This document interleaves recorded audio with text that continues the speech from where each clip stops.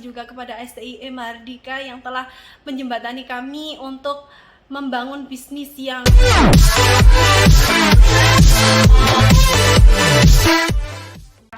dan kami ucapkan selamat kepada Oma Hadiah setelah lolos untuk program KPMI STI Mahardika ya. Iya, sama-sama. Nah, di sini kemarin Bu Nani sudah ikut pelatihan selaku sebagai pembimbing dan selaku sebagai pendamping. Nah, ada beberapa hal yang harus Bu Nani sampaikan ke kalian. Karena bisnis ini kan sudah ada, kalian sudah bagus bisnisnya, tinggal kita pertajam lagi, dari sisi customer, delivery, produk dan infrastrukturnya. Mungkin nanti kita akan kupas satu-satu ya. Jadi dari sisi pertama, customer, siapa sih target customer kita ya Pak? Jadi mungkin kita bisa diskusi. Jadi target customer kita sebenarnya siapa sih di sini? untuk target customer utama kita itu di luar dari mahasiswa. Jadi kita ada beberapa orderan yang mungkin umurnya itu di atas 30 gitu.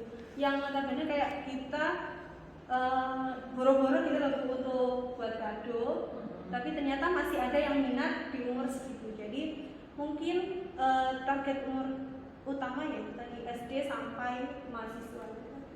Kalau yang lainnya masih belum seberapa. Contohnya yang Bu Nani ini suka nih sama hadiah-hadiah gitu. Berarti Bu Nani bukan segmen customernya Om Hadiah?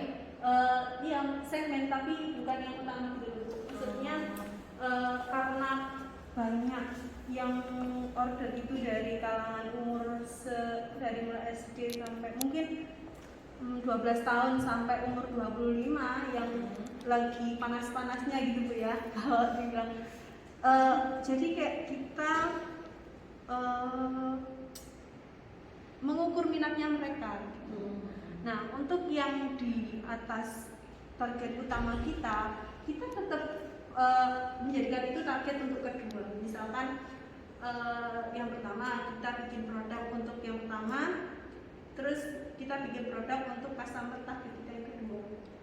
Contohnya apa? Contohnya buket bunga. Buket bunga itu nggak banyak orang yang anak SD ngasih bunga ke temennya, itu masih kurang. Nah, sedangkan kalau Bu Nani kakak saya itu kan umurnya sudah di luar target dari customer. Nah, itu kayak buket bunga itu juga termasuk dalam target mereka gitu. Jadi Oke, berarti gini ya, berarti segmen target customer kita ada dua. Yang pertama adalah yang priority target tadi, yaitu dari SD sampai kuliah. Terus yang kedua ada yang second targetnya adalah untuk yang usianya di atas 30 tahun. Tentunya dengan adanya segmen target yang berbeda, customer yang berbeda, produknya juga akan lebih bergeser berbeda gitu ya. Oke. Berarti kita sudah putuskan ya siapa target customer kita. Selanjutnya di poin kedua, bagaimana sih kita memenangkan hati customer kita. Jadi bagaimana sih sebenarnya ini sebagai customernya Om Hadiah, terus bagaimana cara kalian membuat usaha ini agar Bu Nani tertarik dan semakin tertarik pada produk kalian? Apa kira-kira strategi yang akan dibuat di sini? Yang pertama kepercayaan. Yang kedua itu pelayanan. Jadi kita karena Instagram itu bisa membangun kepercayaan orang-orang ke Om Hadiah. Dengan apa? Dengan postingan reel kita, nggak hanya cuman foto yang foto yang bukan orderan siapa-siapa, tapi ada testimoni seperti itu yang akan membangun trust. Kemudian yang kedua pelayanan. Dengan pelayanan yang bagus itu akan bisa membuat orang-orang itu juga ikut dalam mengkampanyekan produk kita, membrandingkan. Jadi mood gitu loh Bu. Jadi order di sini aja, ini loh enak, pelayanannya enak, kemudian ini memang wis percaya, wis balik ke sini gitu. Terus yang ketiga itu harga mereka bisa nyesuaiin dengan apa yang mereka minta. Misalkan, Mbak, aku punya uang 50.000, ini bisa buat apa? Nah, kita kasih rekomendasi, ini bisa buat hampers kerudung, bisa buat hampers snack, bisa buat paket bunga, ini bisa buat ini dan sebagainya. Kemudian yang keempat itu kita free free hias. Iya, free kartu ucapan, free hias dan sebagainya. Dia mau dihias seperti apa, misalkan kita ngasih contohnya. Ini contoh yang sudah pernah order di Oma dia, barangkali ada yang mau seperti ini, misalnya barangkali ada yang suka gitu. Terus oh ya boleh yang ini. Jadi kalau dilihat dari kompetitor itu mereka kurangnya dia tidak memberikan free hias tadi. Jadi untuk hiasnya dia harus bayar 2 kali gitu Bu. Hanya cuman box sama kita. Untuk hiasnya dia harus tambah biaya lagi untuk itu. Nah itu keunggulan dari kita gitu. Kalau COD kita free ongkir. Free ongkir, oke. Ya.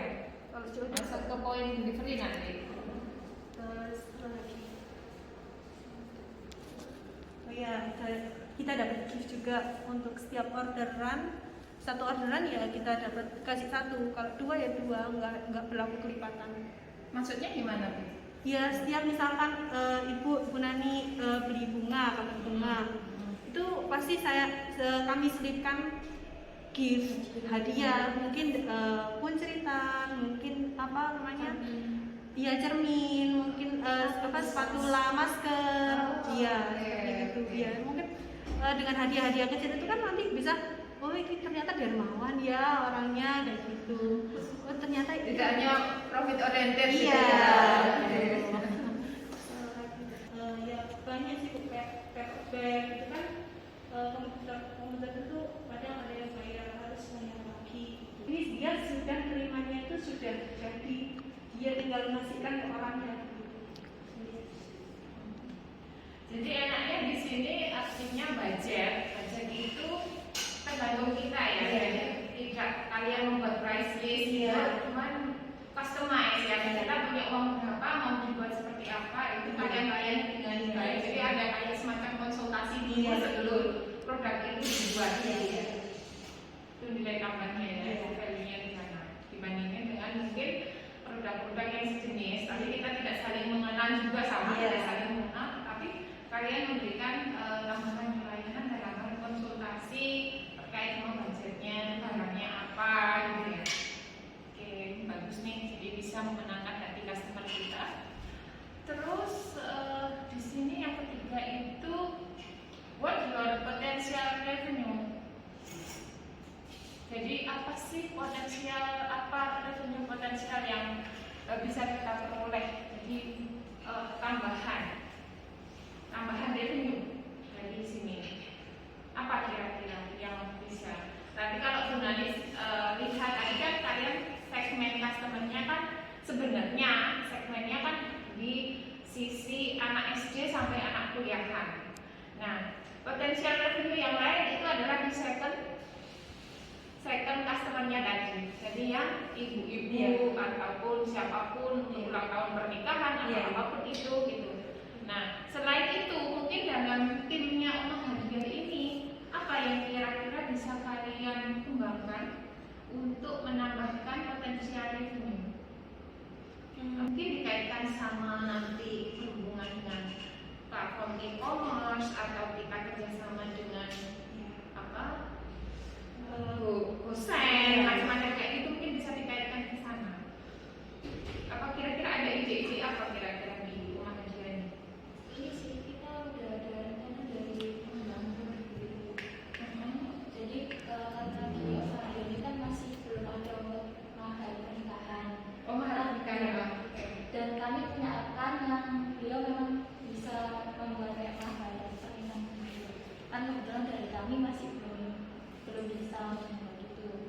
Jadi kami sudah ada rencana untuk kedepannya membuat menambah produk tersebut untuk mahar pernikahan itu cukup jarang unik juga. Kan kita bisa membuat yang beda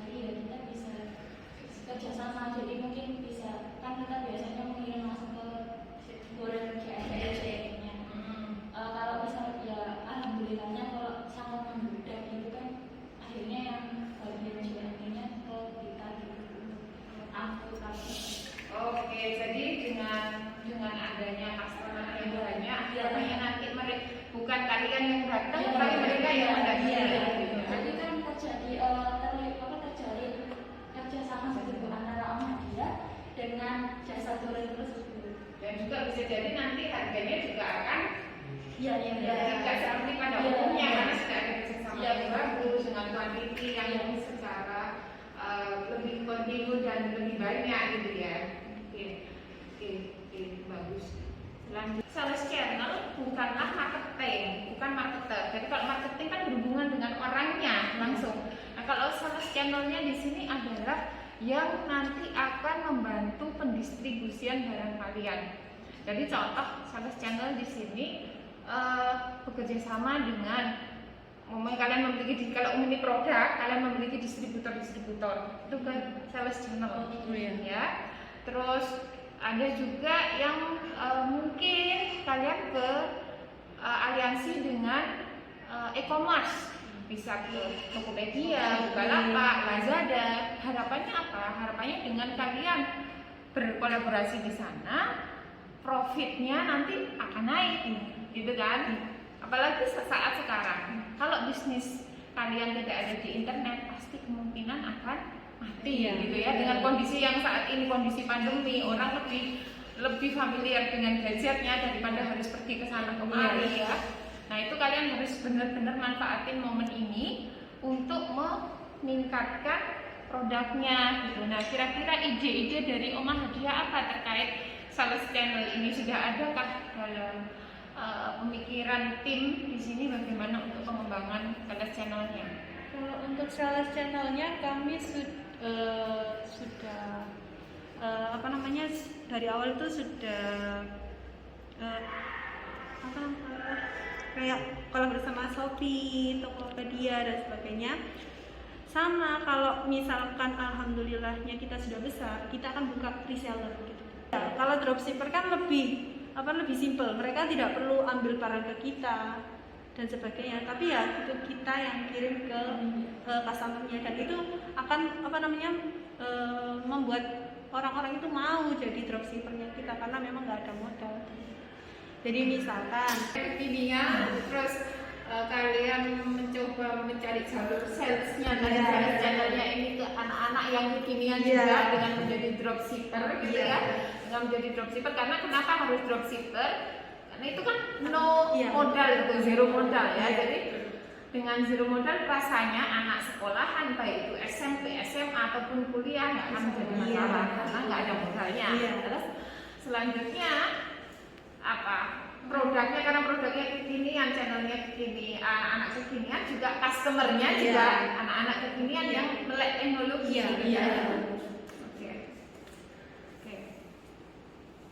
Oke, harapan saya sebenarnya bersyukur sekali Oma Hadiah memilih saya menjadi pembimbingnya. Jadi mereka WA saya, Ibu mohon untuk kami menjadi pembimbing kami gitu. Sebenarnya itu hal yang sangat mengharukan buat saya, karena anak-anak memilih saya untuk menjadikan mereka bisnis jadi pembimbing dan pendamping untuk bisnis mereka. Harapan saya di sini karena ini adalah salah satu program dari Kampus Merdeka, kampus MBKM, Merdeka Belajar Kampus Merdeka. Harapan saya dengan anak-anak memupuk jiwa kewirausahaannya dengan mereka lolos pendanaan Kemendikbud PKMI KBMI ini menjadi pemicu bagi teman-teman yang lain, adik-adik kelas yang lain untuk mengikuti jejaknya. Bahwasanya mahasiswa STI Mahardika bisa loh nembus ke pendanaan ke pemerintah ya. Itu satu. Kedua, berkaitan dengan di STI Mahardika terkenal dengan kampus gila marketing. Kenapa enggak kita promosikan itu ke yang lebih luas lagi dengan membuktikan bahwa mahasiswa-mahasiswa kita mampu memberikan kontribusi berkiprah di kewirausahaan. Contohnya seperti Oma Hadiah. Nah, dengan Oma Hadiah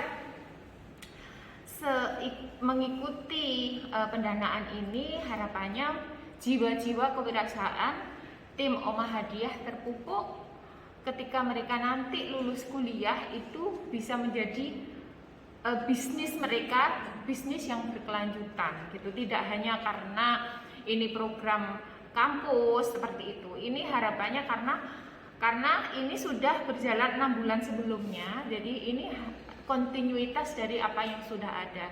Ini membuktikan bahwa ini bisa untuk kedepannya menjadi bisnis mereka, core bisnis mereka. Apalagi Omah Hadiah kan bisnis yang pada saat ini memang unik. Jadi tidak semua orang tahu akan adanya bisnis ini gitu. Seperti kita tahu tadi bahwa dari penjelasan dari tim Omah Hadiah sangat luar biasa. Banyak ide-ide kreatif yang muncul yang saya sendiri tidak terpikirkan di sana. Itu. Assalamualaikum warahmatullahi wabarakatuh. Saya Ketua Kelompok dari Omah Hadiah Surabaya ingin berterima kasih kepada Kemendikbud, STIE Mahardika, dan Ibu Nani Kustiningsih yang telah memberikan kita kesempatan yang luar biasa untuk mengembangkan bisnis kita, yaitu Omah Hadiah Surabaya. Harapannya Omah Hadiah Surabaya ini menjadi bisnis yang besar, menjadi bisnis yang mampu saksikan visi kami, yaitu mengurangi angka pengangguran dan memberikan semangat untuk teman-teman semua dan percaya bahwa selagi kita bisa, maka kesempatan akan selalu ada. Seperti itu. Kami saat menerima informasi bahwa Omah Hadiah Surabaya termasuk dalam penerima hibah PKMI, kami sangat bahagia sekali. Alhamdulillah, syukur yang tidak habisnya kami haturkan kepada Allah Subhanahu wa Ta'ala. Dan kami berterima kasih juga kepada STIE Mahardika yang telah menjembatani kami untuk membangun bisnis yang dari bisnis kecil menuju yang insya Allah menjadi bisnis yang besar. Harapan kami dengan dimudahkan jalan kami dari hibah PKMI tersebut.